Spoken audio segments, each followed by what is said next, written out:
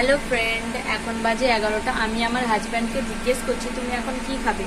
ও বলছে আমাদের আস্তে আস্তে দেরি হয়ে গেছে, 10:30 বেজে গেছে ওখান থেকে আসতে। তাই আমার আর কিছু বানানো হয়নি, তাই আমি ওকে জিজ্ঞেস করছি তুমি এখন কি খাবে, আমি বানিয়ে দেবো।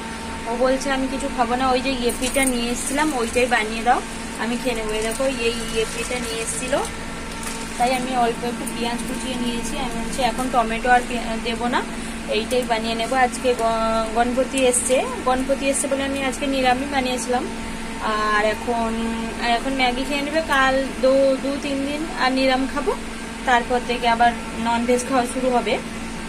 তাই আমি এখন ম্যাগি বানাতে চলে যাচ্ছি। দেখো কড়াই বসিয়ে দিয়েছি, কড়াইটা জ্বালিয়ে দিচ্ছি। কোথায় দিয়েছে দেখো, প্যাকেটের পেছনে দিয়েছে। দেখো এইখানে মশলাগুলো রেখেছে, আর এইদিকে খাপ করে আছে এখানে ম্যাগি। এগুলো দেখো কড়াইটা ধরিয়ে দিয়েছি। দেখো এখানে একটু পেঁয়াজ কুচিয়ে রেখেছি। এবার কড়াইটা গরম হয়ে গেলে ওতে তেল দিয়ে দেব, অল্প একটু তেল দেবো, বেশি তেল দেবো না, বেশি বানাবো না, দুটোই বানালে হয়ে যাবে। এটা বড় বড় প্যাকেট, তাই দুটোই বানালে হয়ে যাবে।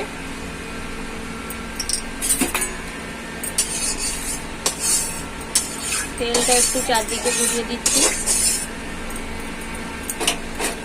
এখানে সবাই জেগে আছে, আজকে গণপতি এসছে, তাই সবাই আজকে জেগে আছে। কিন্তু এখন এই টাইমটায় সবাই ঘুমিয়ে পড়ে। আজকে প্রচুর আনন্দ সবার মনে, কাল গণপতি পুজো হবে, তাই সবাই আনন্দ।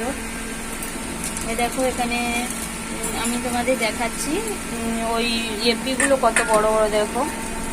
দেখো দুটো হলে দুজনের হয়ে যাবে। দেখো কত বড় বড়।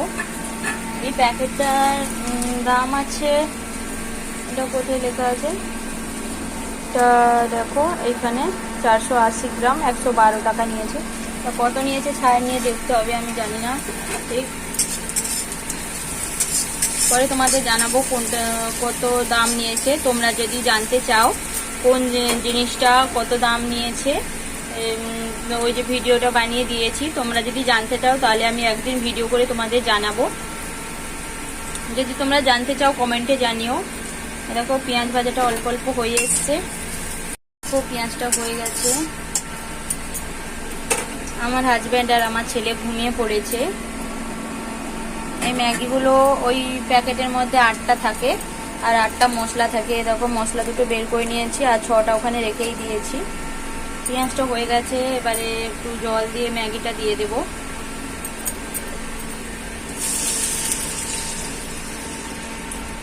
জল দিয়ে দিচ্ছি, অল্প জল দেব, ম্যাগিটা দেব।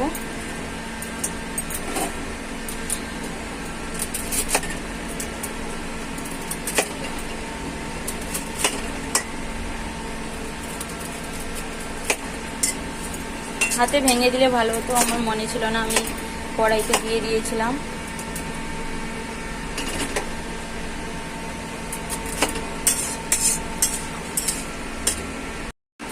দেখো লবণ দিয়ে দিচ্ছি। ম্যাগি বানানো খুব সহজ, ম্যাগি তাড়াতাড়ি বানানো যায়, আর খুব সহজেই বানানো যায়। আর সবাই ছোট বাচ্চারাও ম্যাগি বানাতে পারে, এত সহজ ম্যাগি বানানো। ম্যাগিতে তো কিছু দেওয়াই হয় না, শুধু পেঁয়াজ আর টমেটো দিয়ে দেওয়া হয়। অনেকে ডিম দিয়েও বানায়, কিন্তু আমি ডিম দিই না। ডিম দেওয়া থেকে এমনি খেতেই বেশি ভালো লাগে, অনেকে ডিম দেওয়া ছাড়া খায় না। ছোট বাচ্চা থেকে বুড়োরাও ম্যাগি পছন্দ করে, আর ম্যাগি খেতেও আমার টেস্টি লাগে। ম্যাগিতে কিছু দিতে হয় না, এই মশলাটার মধ্যে কি থাকে জানি না, মশলাটা দিয়ে দিচ্ছি।